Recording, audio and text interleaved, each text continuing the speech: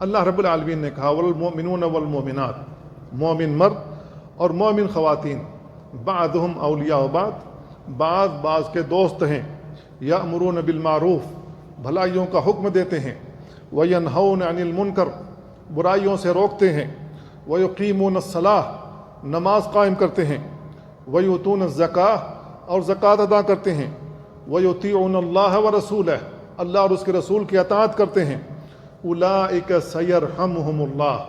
یہی وہ لوگ ہیں جن پر اللہ رحم کرے گا۔ اتنی باتیں اللہ رب العالمین نے بیان کرنے کے بعد کہا کہ یہی وہ لوگ ہیں جن پر اللہ رحم کرے گا، دنیا میں بھی آخرت میں بھی۔ آخرت میں تو کوئی کسی پر رحم کرنے والا نہیں ہے، وہاں اللہ رب العالمین لوگوں کے اوپر رحم کرے گا۔ تو آپ اس آیت پر غور کریں گے تو آپ دیکھیں گے اللہ رب العالمین کہہ رہا ہے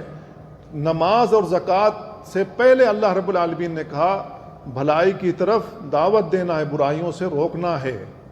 نماز اور زکوٰۃ پر مقدم کیا اس امر کو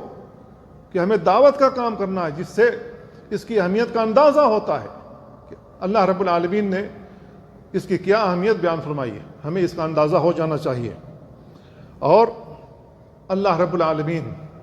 ایسے لوگوں پر جو یہ کام کرتے ہیں بیان فرمایا کہ اللہ رب العالمین کی رحمت انہیں حاصل ہوگی، اللہ رب العالمین ان پر رحم فرمائے گا۔ تو جس کے اوپر اللہ رحم فرمائے